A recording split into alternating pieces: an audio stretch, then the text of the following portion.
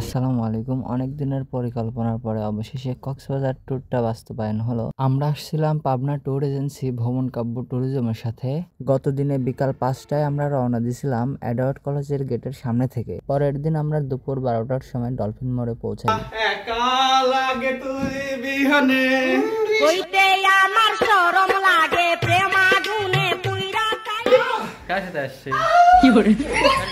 Guys বিচে চলে আসছি।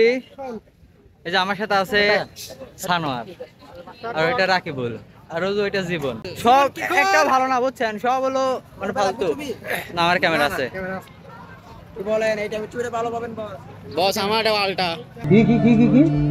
যাই হোক, কথা হচ্ছে কি, আমরা এখন যাচ্ছি বিচে। বিচটাকে দেখাই, আমাকে তো দেখছেন প্রতিদিনই, দেখেন বিচ দেখে আসেন। এই যে সাগর গাইস, 4-5টা আইফোন নিয়েছিলাম ব্যাগে। পাবনা ট্যুর এজেন্সি ভ্রমণ কাব্য ট্যুরিজম, ওনাদের সঙ্গে আমরা যখন যাই, মনে মনে ওনাদের উপরে রাগ হচ্ছিল যে এই সময় পৌঁছাইলো, আমরা কোথায় যাব। তখন আমাদের সবারই কিভাবে এইটুক সময় মানে সবগুলা স্পট কভার করব।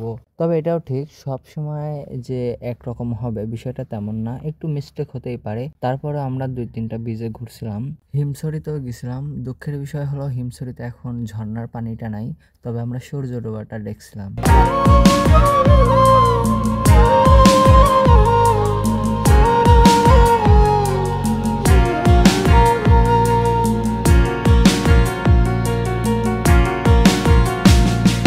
জীবনে যদি কখনো ভালোবাসার ছলে মরতে হয়, জীবনে যদি কখনো ভালোবাসার ছলে মরতে হয়, ভেবো না তুমি আমাকে নিয়ে সুখে থেকো, পেও না ভয়। মায়া বাড়িয়ে লাভ কি হলো যদি তোমারে পাশে না পাই, মায়া বাড়িয়ে লাভ কি হলো যদি তোমারে পাশে না পাই। অনেকদিন হলো চ্যানেলে আর কোনো গান বা কোনো ভিডিও আপলোড হচ্ছে না। এইবার একটা রোমান্টিক গান পাবেন, এই জন্য ওয়েট হচ্ছে।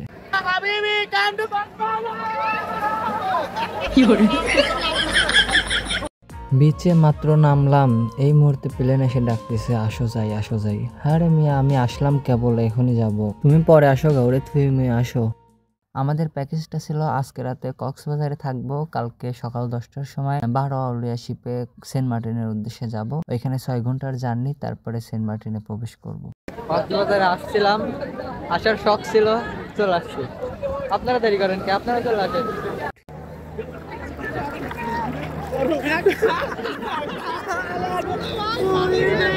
আচ্ছা, মাথা ডুবাতে যাবে না গাইস, পানি লবণাক্ত, জানেন জানেনই তো, সাগরের পানি লবণাক্ত হয়।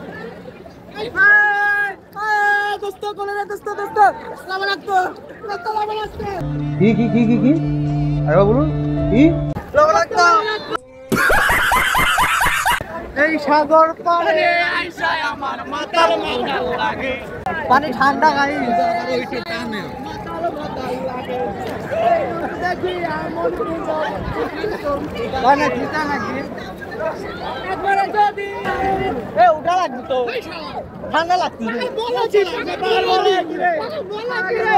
যদিও পানি খুব ঠান্ডা, বাট এনজয়টা কিন্তু গরম ছিল। পানিতে নামলে আর উঠতে ইচ্ছে করে না, মনে হয় সারাদিন গোসল করি, বাট লবণাক্ত পানিতে তো সারাদিন গোসল করা সম্ভব না। অনেকক্ষণ গোসল করতে করতে ঠান্ডা লাগতেছে, এখন উঠে যাব, এরপরে খাওয়া দাওয়া করে আবার নতুন কোনো ভিডিও নিয়ে হাজির হব। ততক্ষণ সাথে থাকেন, পেজ হলে ফলো দেন, চ্যানেল হলে সাবস্ক্রাইব করেন, এতটুকুই বলবো। ঠিক আছে, আজকের মতো আল্লাহ হাফেজ। এখন রুমে যাব, ফ্রেশ হব, খাওয়া দাওয়া করে হিমছড়ির উদ্দেশ্যে যাব।